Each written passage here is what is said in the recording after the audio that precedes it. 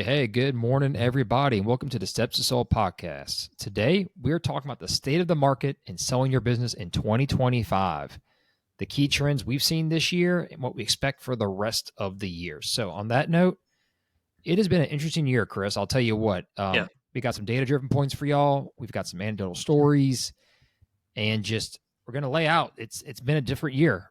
And if you're in the industry, you know it. If you're in the lender, you know it. If you've been a buyer or seller, a buyer, you probably for sure know. If you're a seller, you may not realize it. So today's going to give you some great insights to what's really going on. And like this industry, it's been a changing. It's been 2025 has been a year. I'll tell you what, it's like passing the kidney stone I had this past weekend, Chris. It's been a little painful at times. It's been weird. It's been different. I've never gone through it. And we're going to tell you all the ins and outs about it. So at that note, let's just dive right into the key points, man. Like the market conditions. I feel like every year people talk about the market conditions, right? Everyone's always talking about the market. That could be interest rates. That could be availability of inventory on the market. That could be a bunch of things. But I think what people don't realize, and that me and you saw a trend coming because we've been doing this for so long, is I want to start with inventory specifically. And I don't think people realize how many deals got done from that right at the first part where COVID opened up to about midway last year. There were so many businesses on the market and so many got sold. And we can go into that a little bit and why that's changed to this year. But man, values, multiples were up, lending interest rates were low, and inventory was at an all-time high. And there's a culmination, they all kind of feed off each other. There wasn't this one particular reason. But if you look today out there, inventory's down. If you're a buyer and you're a searcher and you're out there looking, the number of business for sale is down dramatically, in my opinion. I don't have an exact metric number, but I would say almost 50%. What do you think, Chris? Yeah, at least. And I mean, what you're seeing is private equity groups willing to take a look at the lower listings because there's not much available in their market. I'd say in $5 million EBITDA, there's less listings than there's ever been that I can find. So, yeah, for sure. You're absolutely correct. And, people just got so excited to buy, and with rates low, absolutely. You could stretch your dollar further. Sellers could get a little bit more for the asking price, and it was a good marriage. SBA regulation, standard operating procedures, the SOP, as we talked about, changing a couple podcasts back, which actually went into effect, 4 days ago, June 1st? Man, you could do so much more. Yeah. That all got starkly swung back the other direction, back to the old ways, the archaic ways, in my opinion, and it's really limited deal structure. So a lot of sellers are scared to go to market, but I think that's the wrong take. Yeah. And that's not coming from the person selling them. I think it's because multiples are still holding pretty firm. They've been down a little bit, but that's due to financing and debt service. We talked about that. I think people, and we're going to hit this a little bit harder coming up, but people are ball watching. They're watching the market right now. We saw the stock market take those crazy dips with the tariffs. Right. Interest rates have kind of fluctuated. Where is inflation? New administration, all kinds of changes. Doge, you name it, it's been a weird first half of the year. And I think some of that carried over from the end of 24. I think time on the market, listings being out there is similar. I think it still matters closely to how you're priced, how you've done your valuation, and how prepared you are to go to market. And we've talked about that in all videos, having financials prepared, right strategic structure, yada, yada. We're not going to go back over that. But all these different little things kind of hit. And there are some industry hotspots that are still popular. Obviously, trade businesses, HVAC, plumbing, electrical, accounting's picked up a lot, HR, a lot of bigger groups are swallowing up firms so they can economies of scale and pull that into their organization for roll-ups, like you mentioned, private equity. But I think the biggest issue is inventory. I think people have been sitting around not wanting to sell because they don't know what's going to happen, right, Chris? How many conversations do we have weekly with owners going, I was waiting until the election. Well, now I'm not sure. Yeah. I think it's the wrong reasoning. I'll let you go first, but I have my reasons. Why do you think? What is your interpretation of that, and where do you see that going? Yeah, it comes down to uncertainty. Since September of last year, in my personal experience, people kind of froze and said, "Okay, let's wait until we see where the November election, where that shakes out." And then after the November election, it was January. Let's wait till Trump takes office and see what all that is. And then literally felt like day one. Tariffs and uncertainty, and the markets are going up, they're going down, and it's just instability. And so people are waiting for that to be a little more stable. Even if you're looking at selling your business, and even if you wanted to retire today, I'm having conversations with those types of business owners, and they're just not ready to sell because they, maybe their retirement's not going to be stable after they put all that money in there. I don't know where that's coming from, where that kind of inability to move forward on selling. But there's not a lot of listings for that very reason, because we're having all these. I'm having the same amount of conversations I've had, but it's stopping at the conversation. It's not moving forward with the listing.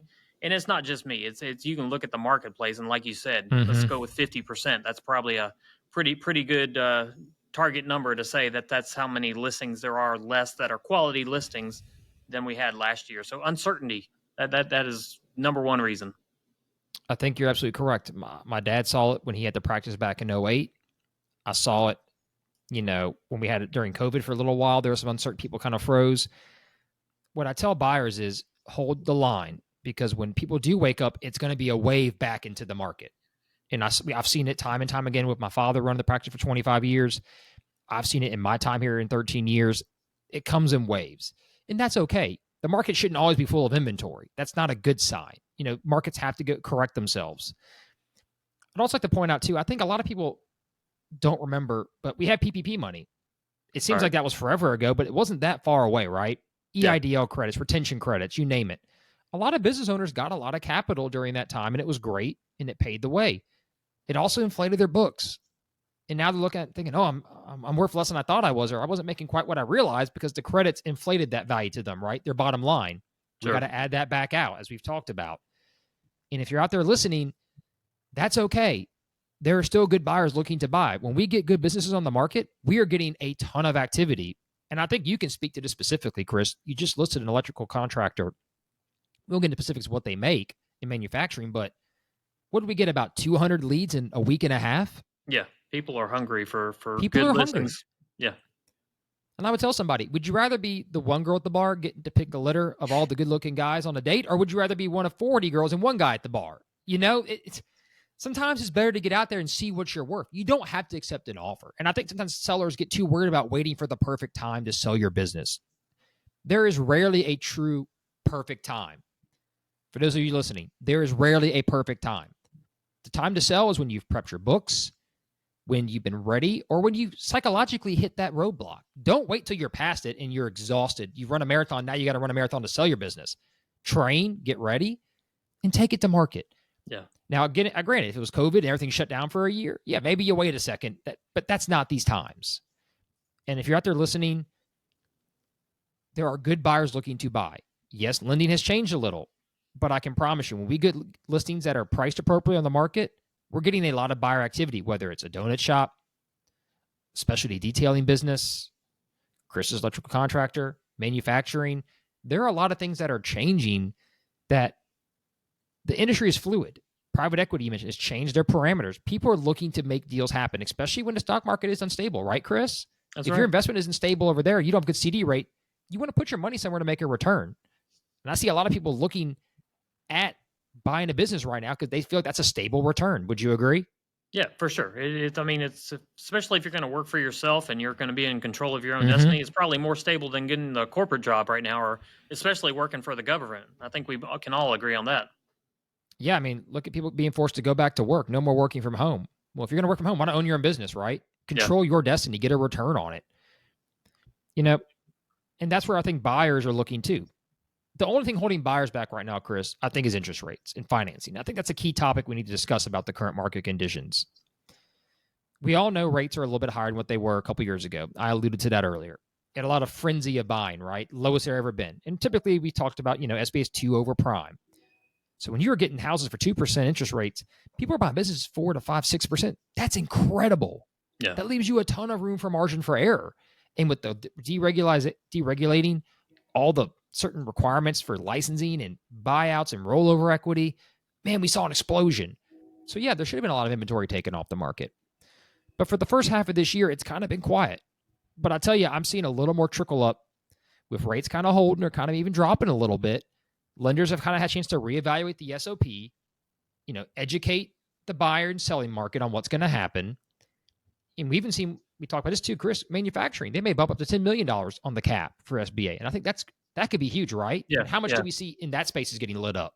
Right. Yeah, you have to have that certain NACES code for that to qualify for your manufacturing business. Mm-hmm. But I think it's like 44, 43, something like that. But yeah, SBA loans are still the backbone of Main Street and lower middle market deals. But like you said, Absolutely.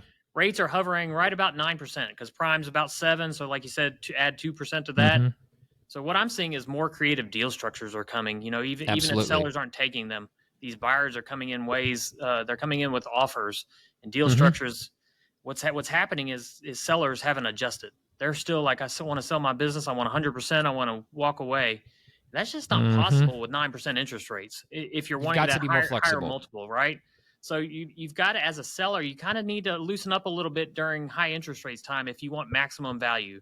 Maximum value doesn't always mean 100% of what I want cash at closing. Sometimes it means an earnout or a little bit of seller financing and get that Mm-hmm. interest rate. An So employment agreement for a short absolutely. term. So you Yeah. got to kind of hit that mark with some help of being creative in that regard. You're not wrong. And my dentist who I saw a little while back was like, did I miss the wave on the 10X for dental practices? I was like, no, you didn't miss it.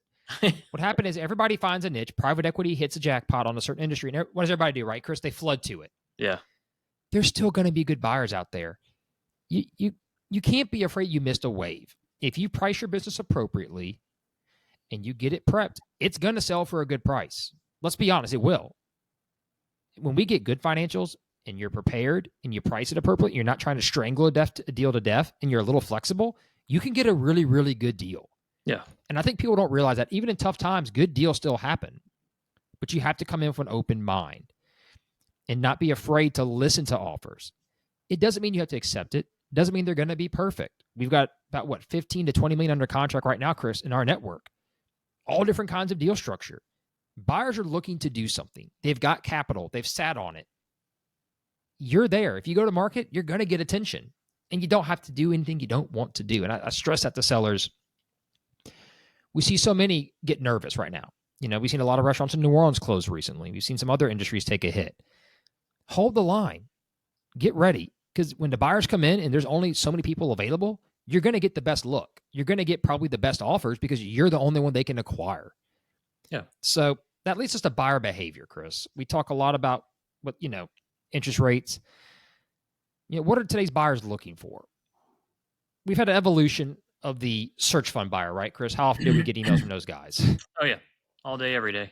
They're like a kidney stone sometimes, some of them. You got to pass them through because, man, they are in waves and they've all been taught different ways, and some good, some bad. But if you're one of those buyers out there, listen carefully. We talked about how to make yourself stand out with George Wellmer from Tupelo a little while back on the podcast and gave some great insights. I know he's speaking at a conference this week to searchers. If you're coming at this wanting crazy creative financing, stop. Yes, rates are a little bit higher. Your offer is going to have to be a little bit lower than what it was in previous years. Sellers need to understand that. But buyers, you can't be afraid to do a deal. And I think right now there's a lot of buyers that, with the market uncertainty, they want to pull the trigger, but they want so many guarantees to do it, they're strangling a deal to death. Do you see that too, Chris? Yeah, for sure. They're looking for, I had an offer the other day. He wanted 75% seller financing. That's just unreasonable. It is. And anything I'd say above 20% is, in my opinion, is unreasonable unless there's a valid reason for it. If you're not coming with enough cash to closing and have a lender that's willing to back the deal fully, that's probably at least my listings. They're not for you. Now, if you're calling business owners on your own and hey, you find a diamond in the rough, maybe it works out, and maybe that's why these guys do that all day, every day.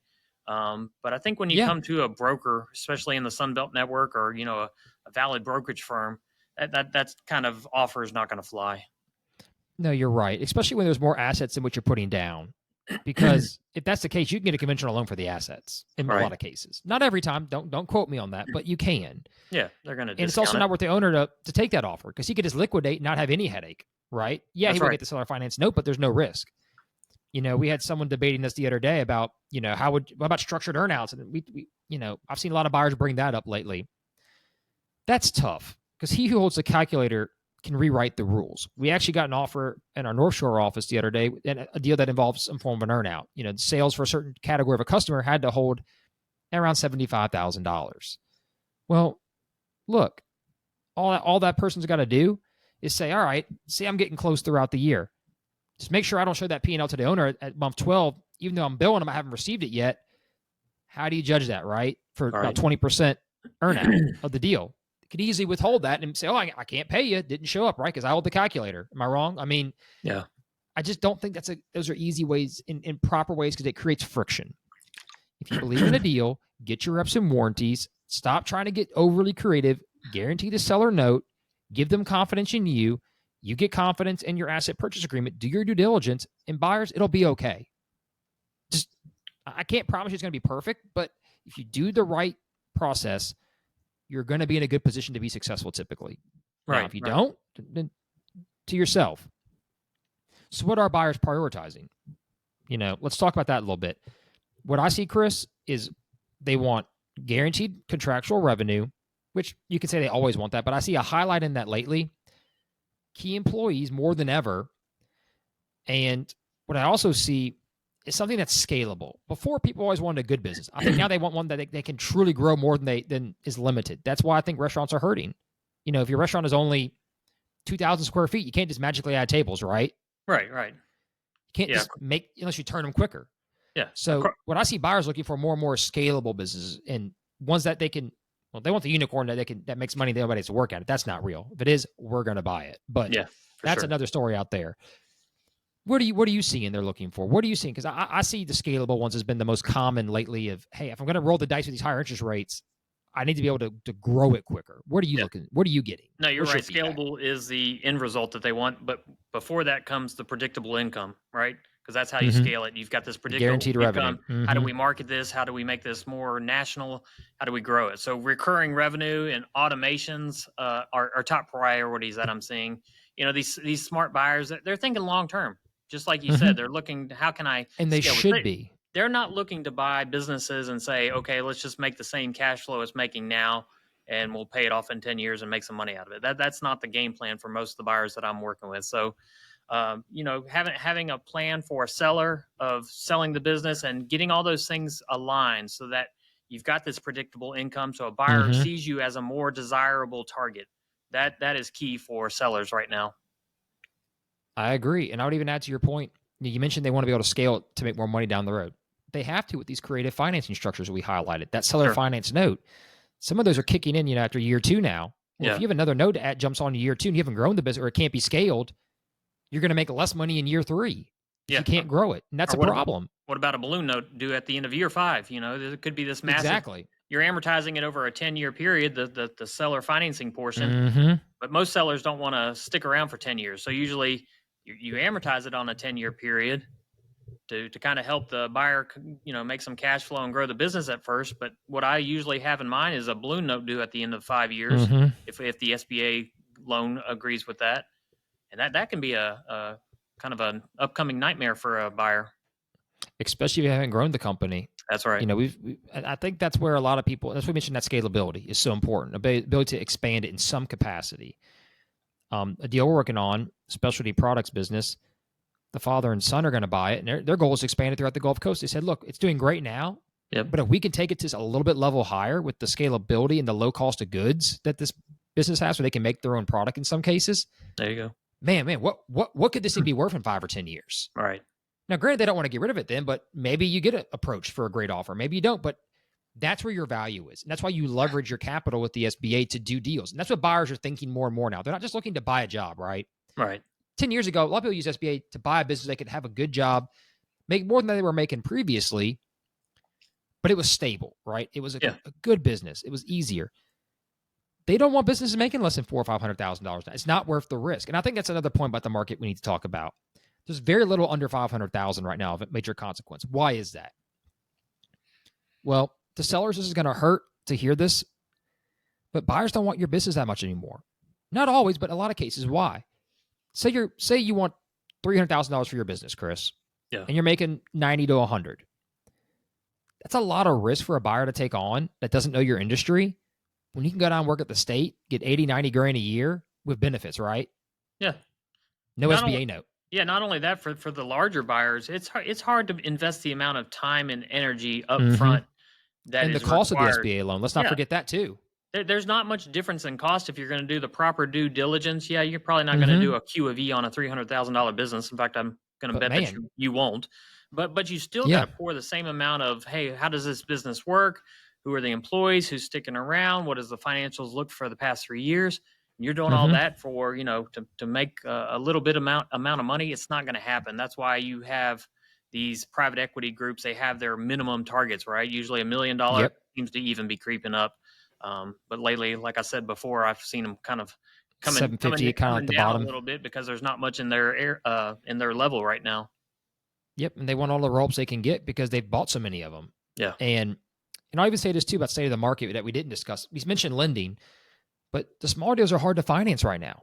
That with the rates where they are, there's not enough cash flow meat on the bone to make debt service make sense. Yeah. And we talked about risk tolerance. Buyers have risk tolerance right now. It's smaller. We actually did a conventional loan for a local hardware and mini storage business here in southern Louisiana just last week. The buyer, only reason he got a conventional loan because it was one, the business had real estate included, a lot of hard assets, and he has 2 other businesses. So he had a lot to leverage in the bank. Obviously, small town bank, knew the business, did the books and the loan for the current deal. So they were happy to kind of roll it back over because 1, they're saving the business, and 2, it made sense for them. And he bought it as an investment for one of his family members to run. But that's not very common. And those are hard to find. Right. They are. You had a deal that, unfortunately, there's a lot of those out there that we can help save, but we can't save them all. Yeah. And like I'll stress to those people, keep your books clean. Get it as pristine as you can because you're only going to get a 1-2 shot, really shots to sell that business. So sellers listening out there, if a good buyer comes and offers you, be very, very serious and be flexible because you may not get another offer. Just point blank. Yeah. So that kind of leads to our next kind of major topic here is seller sentiment and the common mistakes that I'm seeing out there. This is going to sound harsh, but let's address the elephant in the room here with sellers a little bit. We've said how many times prepare your financials? I've said it, 6 times on the podcast, right? Right. I mean, I think if you haven't heard me say it again, prepare your financials. But sentiment of sellers, right now more than ever, we always say be flexible. We always say be open to deal structure. Doesn't mean giving your business away or taking unnecessary risk in a deal. But if your thought of retirement was now and you're waiting, we see a lot of sellers. Let me take a step back. We see a lot of sellers right now saying, I was going to retire, but this, and this happened. I'm not sure. Let me tell you this. Look to get on the market sooner than later. It's better to be ahead of the wave when the buyers and rates update and you catch that wave going forward than trying to jump on the back of the wave with the surfboard because it's not going to work, right, Chris? Right. You want to have momentum pushing you forward. The first half of 25, Q1 and Q2, it was rough out there. There were deals getting done. Don't get me wrong. There's still business being bought and sold in a fair amount. But as long as I've been doing this for 13 years and my father did it for 25 years, typically these waves, when they were slower, were about a year in length, give or take. We saw it slow down. You said, July of 24? Where are we right now? It's June 5th? Yep. That year pause is starting to happen. And we talked about this too. Administration changes, Republican, Democrat. Very volatile politics these last few years. We've seen it every year leading up to the election. People kind of, rightfully so, different industries, oil and gas especially. I would have thought there'd be more oil and gas on the market right now. Wouldn't you, Chris? Yeah, we didn't quite hit the drill baby drill that we were hoping. And, I listed a business back in November in oil and gas. And that was kind of our expectation is when the new administration came in. And yeah, he's pro oil and gas, but we really haven't had a course correction or change or ramp up or anything. I haven't seen any new activity in our area.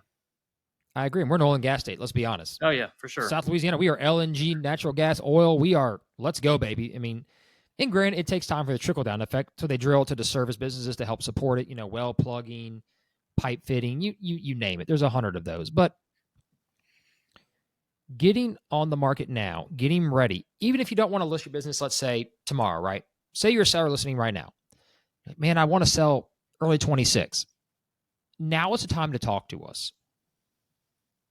Because if you wait till it's time to sell, then you come to us, we got to do an analysis. If there's any issues, we got to fix them. You're looking at Q2, Q3, really getting the ball rolling in 26, especially if you're a larger company. So it's time to talk to somebody and get prepared. And I stress that because not that we need inventory. We've got business to sell. Let's be clear. We're not like we have nothing to sell, guys. All right. The market's still in some degree rolling in some areas. But I would stress to you, start preparing now. So if you want to go live at the end of the year, you're ready. Yeah. Because then you can catch that next wave. And I think that's so important. I saw it since I've been working here. My dad did this for 25 years, told me those same stories. You'd be surprised if you came on the market right before the wave hit and you caught it, man, you got a hell of a bunch of offers. Be the only girl in the bar or be one of 40 girls in the bar and one guy left standing, right? Looking for a dance partner. There's only so many good buyers out there. What I mean, is there anything you want to add to that? Or am I wrong? Am I misspeaking? Like, I feel like I'm repetitive, but I feel like I'm doing that for a very specific reason. Is it overkill here? Or am I just being crazy trying to stress this to them too much? No, you're dead on. Like I've had a lot of conversations lately with sellers, so my seller discussions are way up for me. But my listings are not. Same here. What's driving those conversations? I constantly hear is the desire to either retire, their burnout, whatever the case may be. But that's not equaling in the listings because of that uncertainty about the economy, about unrealistic values. The seller, these guys, they're still kind of stuck in 2 years ago when things were really, level and things predictable. Let's put it that way. All the 10x multiples, right? I got 10 times my earnings. Yep. So I've been coaching a lot of business owners who aren't clients yet to treat the listing process like preparing for an audit. Like you say, like you preach, get those things ready, button up your financials, make sure they're defensible. That way, when you do go to market, you've got everything lined up. But yeah, so conversations are up, people are hesitant. But now is the time to prepare so that when you are ready and when maybe the market stabilizes a little bit, it's the perfect time for you. I agree. And let's talk a little bit about multiples and businesses that are kind of coming on the market now, because we didn't touch enough on that. And I'd like to put an observation I noticed. My dad always told me, and granted, I'm quoting him a lot today, but he was a wise man, been around a long time, did this for many, many years, very successfully. People, when leaving the marketplace due to instability, let's say you're in your 50s or below, you've been in corporate America, you've been in a bigger company, they're looking for not just to buy a job, but something they can scale. We talk about scaling a business, right? Well, what businesses are easier to scale? Ones with proven models. What kind of business have proven models, Chris? Franchises, for sure. Bingo. Spot on. Have you not noticed a massive uptick in franchise availability or franchises pushing to get out there? Sure. Do we deal with a lot of startups? No. But I will tell you, if you're a franchisor out there and you've considered selling, now may not be the worst time to get on board with looking at it. I see a lot of those franchises. And look, lenders like franchises. They've got proven models. They've got typically clean financials. They have better POS systems. Franchisor does training. There's more built in for that buyer to be successful long-term as a proven model than Joe's Garage or Jimmy's drilling business, right? I mean, it's considered a proven concept. Doesn't mean every location is great or is going to last. But I'd like to point that out to people listening, that there are good franchises coming on the market. And I see 1 in 3 listings coming out are probably franchises or even startups they're advertising, which they should be putting them not on BizBoss Sales and Active Listing.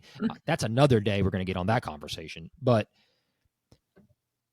as a buyer out there, you may not be able to find a mom and pop, but you might be able to find a good franchise. They might have a little bit higher capital requirements to get in, but you can still get very good lending on them. So the buyers that they're listening or sellers in the franchising space, now may be a better time to sell than you might realize, because those opportunities are going on. So don't be shy. The final thing I'll say here, don't be shy. One thing I noticed too, I mentioned multiples, and I don't want to go on a tangent, but I want you to touch on this too, Chris. We heard a lot, I got a 10x multiple for my business, right? It didn't always count in for the rollover equity, didn't account for the real estate being included. We could go on criticizing it. There were some 10x deals going on. That is true. But I think as a whole, multiples are, to the most part, held somewhat firm. I saw Biz by Sales report where multiples are kind of held a little wave, but they've held. Have you seen a difference in really people applying them differently? Because I haven't seen the offers that have been coming into us that multiples have really changed that much. It's more the debt service that's killing it or dropping it just a smidge. Are you seeing the similar trends? No, it's a supply and demand thing. Because there's so limited supply out there, buyers are having to pay that multiple the same as they were before, because if you're not, the seller's not going to sell his business to you. Mm-hmm. So, yeah, multiples probably should come down because cost of capital is higher at 9% interest rate. But Mm-hmm. with limited supply, buyers are at a disservice and they're just having to kind of cough it up. Now, what's happening is, like you said, they're paying more in debt service than they're actually taking home and putting it in their bank account. But it's a kind of a give and take right now. I've noticed that a little bit too. I struggle with some of these sellers saying, well, I got 10X. I'm like, well, okay, well, show me who got the 10X. Well, so-and-so down the street. Well, we've seen the comps. I don't think they got a 10X. Yeah. No, You might be getting BS a little bit. I mean, nobody can afford a 10X right now, especially if you're going to use SBA loan and kind of go that, even if you're going to put down the lower middle market 15, space. 20%, Mm-hmm. But if you're going to put down the 10%, hitting a 5X is terribly difficult, right? Usually the debt service eats it all up by the time there's anything left. If you're going to put more down, then there's less debt service annually. But yeah, anything above a 5X is really a private equity buyer coming in with cash that's not worried about debt service at all. And typically that business is probably a 2 to 5 million EBITDA. It's not going to be 2 million or below. It's just not. And I feel like my dentist mentioned, he said, well, that's why they got 10X. I'm like, it's not really 10X. And if they're paying you 10X for what you're doing right now, take the money and run. Don't call me. Yeah, I think when you hear something like that, you got to wonder how much longer are you going to work? How do they have to grow the business? Are you sharing in that? Or I seriously doubt that would be a cash at closing 10X, here's your check, see you later kind of deal. Bingo. Total consideration at close in cash. Not always the same thing. Yep. So that brings me to another point. I want to talk about our industry a little bit. I know people don't want to hear about what's going on in our world, but I think this is going to be some good insights for y'all. Brokers right now are still getting a lot of leads. Would you say we're still getting a lot of leads for what's out there? People are still inquiring. Is that true? Sure. Absolutely. You think the quality of lead has gone up a little bit? Some days. Fair. But I would say this. I've noticed that buyer education has increased. So Sure. there has been some increase in people asking for the proper items. Right. More people ask for SIMs. More people understand NDAs. There's still some that make illogical decisions and fight us on that, but they'll never buy anything, so don't worry about it. Right? That's what I tell my guys. If they don't want to sign an NDA, they're not a serious buyer. Let's be honest. Yeah. If you don't do that, you don't want to buy a business. I mean, you probably never will. Just point blank, you're not going to. You want to go buy a franchise? They're going to ask for a background on your capital. They're going to ask you for a background on what you make, your net worth. So good luck, right? The bank's going to ask you. Right. The SBA is going to ask you. You can't navigate that road without. That being said, platforms are advertising, at least I know some of the business for sale sites, BizBuySell, BizQuest, LoopNet, CoStar's Group. I know it's business for sale, DealStream. Buyer leads are still rolling in. And I know I mentioned it earlier, but I want to highlight to people, we're still having a lot of seller calls. If you're out there listening, there's a lot of sellers just like you calling us saying, hey, I'm interested. I just don't know where to start. Right. And I want to share these insights with you because you're not alone out there. These have been a weird year, right, Chris? I mean, we've seen crazy tariffs, drone attacks in Russia, all kinds of stuff in the war in Ukraine. I mean, it's been a weird year. But we talked about this early in I think, Q1 of 25. There was going to be some pain with this to start. But when that wave lifts, watch Q3, watch Q4. We've got 4 or 5 deals about to close in the next 4 or 5 weeks. We just closed one last week. We got a new offer and acceptance coming in this week. That didn't happen in March and April. Right. But now it is starting to, that wave, I see a wave building. Now, maybe I'm wrong, but I'm not in charge of the Fed. But I would stress to people out there, it's coming. And when it does, be prepared, be ready, and get ready to do a deal. Because I see a lot of lending changes coming. SOP changes won't happen once every year and a half. They've already mentioned manufacturing changes they're trying to change. I expect more of that, maybe not overall policy change, but some niche industries to get more support because the federal government wants business to stay open, right, Chris? Because what does that generate? Yeah. Income, taxes, tax revenue, jobs. That's right. How do they do that? Growth. Business is staying open. That's coming. What do you see for the next? Let me ask you, what is your real prediction for Q3 and Q4, especially both of them? Do you have any real specific hard takes? I'm going to say the same thing that I kind of saw after the last election is there were 4 or 5 months after the election where things were still Mm-hmm. frozen. And I don't think much changed even after the 4 or 5 months, but people just kind of became comfortable with the new norm and they were tired of Mm-hmm. sitting on the sidelines. So I think you're going to see sellers and even more buyer activity through Q3, Q4 this year, right into 2026. I think we're all kind of just okay. We're accepting that this is the new normal. We're going to Mm-hmm. deal with these tariffs. We're going to see the stock market go up and down. Let's just get comfortable with it. We still got to go make money, got to pay our bills, got to grow. So eventually, it just like okay, let's just keep trucking. No, you're not wrong. And it's funny. Late last year, everybody talked about, oh, what's the Trump administration going to do? Funny how by June now, no one even mentioned the administration. And they're just saying just the government. It's funny how every year it's like this administration is going to make a massive change. And then 6 months later, it's like, it's just the government. Nothing new. Yeah. Just like you said. Chaos as usual. That's well said. Chaos is just new spending bill, new hold up. I mean, guys, we've heard it 100 times. Yeah. I was at the IBBA. I was at the Sunbelt annual meeting a couple weeks back.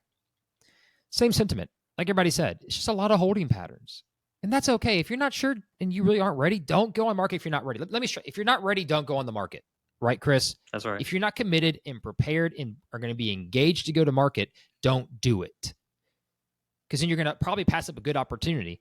I've had a couple deals this year where we brought 95% of asking price and people countered and they lost that deal. Yep. They weren't maybe fully psychologically ready. I see that all the time. It's like, and we stress that. In a market like this where buyers are hot to go, you're going to see IOIs, indicators of interest. You're going to see LOIs coming in very quickly. If you're not ready and not prepared, you might get blown by. Or worse, buyers are going to write you off. And when you do get it ready, they're not going to want to have that second conversation. Have you noticed that? Because I've seen, we talked that with a couple of your listings. It's like all of a sudden, buyers like, I demand to have access. Am I wrong? Right. Qualified or not. All right. So I'll stress everybody out there.